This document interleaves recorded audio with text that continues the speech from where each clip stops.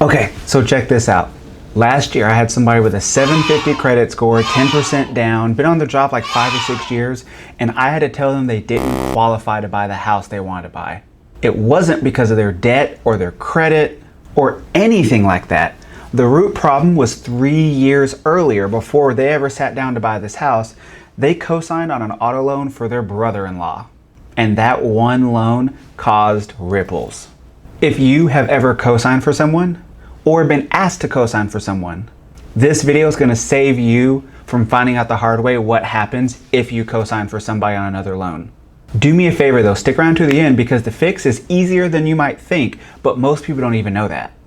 So if you're new here, my name is Adrian Hall. I've been doing mortgages for 15 years. I'm an actual financial professional, and I'm here to give you some advice. Today's advice: co-signing on loans. So let's talk about what co-signing actually does on paper. The reason why a lender is going to ask for a co-signer is because they have a reason to believe that the person who's applying for the loan by themselves otherwise wouldn't qualify. Now remember, they do this for a living, so they have a pretty good idea if somebody's going to be able to make their payments or not. It could be because they have bumpy credit, not a lot of time on their job, past payment history on that type of loan. There's various reasons why a lender may want to pump the brakes and say, I don't know about this one. When you are a co-signer on a loan or a co-borrower on a loan, you are vouching alongside them. And effectively what you're saying is, if this person who you already have doubts about doesn't make that monthly payment, I will be responsible for making the monthly payment. Now here's the thing about co-signing on a loan that people don't expect. When you co-sign on that loan, it doesn't matter if you've never made a single monthly payment towards it. It doesn't matter if they always make the payment out of their own money. It doesn't matter if your name's not even on the title to that car. If your name is on that loan, a home lender is going to count that entire loan against you when it's time to purchase a house. The reason why is that although it's not your item, the lenders are going to view it as if it is. Because if the person who owns the item, who has possession of the item, stops paying, that bank or credit union or financial institutions, they're going to come after you to collect the money. And because of that, underwriters count it as your debt as well on your mortgage loan application. So let's make that a situation for you. Let's say that you co-sign for your borrower's loan. He bought himself a new truck, and that truck costs $650 a month. When you go to buy your house, that $650 a month truck payment gets added alongside all the other debts that you have on your credit report.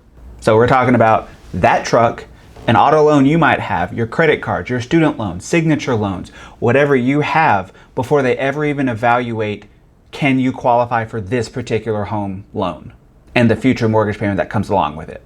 And for a lot of people, that's the difference between qualifying for the house they want to buy and not being able to qualify at all.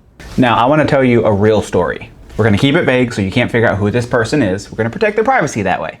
But they were a great borrower on paper. Great person, solid income, good credit. And because they're a good person, what they did was 2 years earlier co-signed on their brother's loan to help them get a car. Which, if you've ever been denied for an auto loan or any kind of loan, somebody coming in to help you achieve that is a godsend. Like, his heart was in the right place. I commend him for that. I think in this particular situation, the brother didn't have any credit, and this was to help him start building credit. But here was the problem. When I ran that loan application towards the home that they wanted to buy, it was that car payment, that brother's car payment, that pushed their debt to income ratio over the edge and caused them to not qualify. If you missed my video on what a debt to income ratio is, I'll put the link below so you can view it and figure out how to calculate your own debt to income ratio. But the tricky thing here was that this person otherwise would have qualified. They would have got the house they wanted. But that car payment pushed them over the edge on a car they don't even drive. Now here's the thing though, this happens all the time. Parents co-signing for their child's first car. Siblings co-signing on student loans for each other. Friends co-signing on apartments and debts. Every one of those things, those contractual obligations, they can follow you around for years and show up when you least are prepared for it when you're trying to buy your own place. And the wild part is that most people don't even realize that they're going to have this effect until they sit down with somebody like me and we look at it together. Then the light bulbs go off. So here's the part you actually came for in this video. If you're in this situation, how do you fix this? What do you do? So there is a way to get a debt excluded from your ratios if you co-signed on that debt. It's not automatic, it doesn't apply to every single loan type, but generally speaking, this advice works. Number one is proof of payment. So if you can prove that the person that you co-signed for makes that payment every single month for at least 12 months or more, a lot of loan types will let us exclude that from your overall debt to income ratio. Now the word proof is very black and white. Your lender's gonna ask to see canceled checks, bank statements, something showing it was their money that paid for that loan. So if you all are joint on an account, there's no way to tell whose money paid for that loan. It needs to be their own bank account. And it's gotta be that way for 12 consecutive months. So if you jumped in anywhere in that time frame and made a payment for them, the following month when they did it themselves again, that is month 1 of the 12 that we have to establish. But if we can prove those 12 months, if it is a situation where you co-sign for somebody, they've been making the payments and you just lent your reputation towards that loan, and we can document that, we can exclude it. And you'll be able to qualify without it being counted against you. Number 2, refinance that debt out of your name. If the circumstances changed and the other person can probably qualify on their own now, the best thing you can do is have that person do exactly that and qualify for the loan on their own and have you removed as a borrower.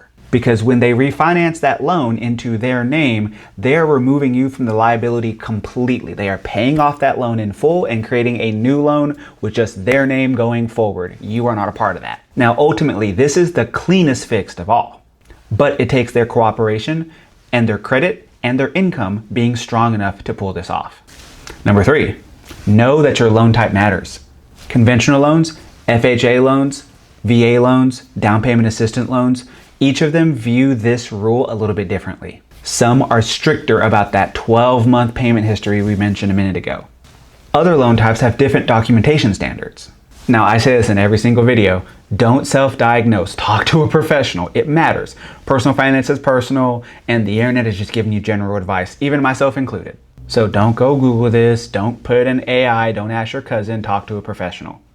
But let's flip the script. Let's talk about what to do before you co-sign for somebody. Maybe you haven't co-signed yet, but you've been asked to. I'm not saying don't co-sign. What I'm saying is think it out. Over the life of this loan, this auto loan or whatever it is you're being asked to co-sign for, the following 2, 3, 4, 5, 6 years, ask yourself, am I planning to buy a house? Am I planning to potentially refinance a house? Am I making any major purchases in the next few years? If the answer is yes, or even maybe, that co-signed payment could sit on your debt to income ratio and cause you to not qualify when that time comes, even if the other person never misses a payment.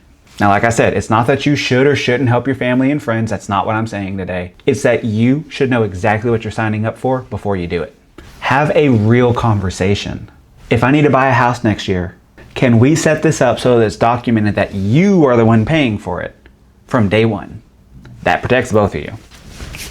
Now here's what I want you to do. If you have co-signed for somebody, or you think you're going to co-sign for somebody, and you think you might purchase a home or refinance a home in the next year or two, and you're not sure where you stand, don't wait until it's time to do that thing, until it's time to go under contract on that house or begin that refinance to have that conversation.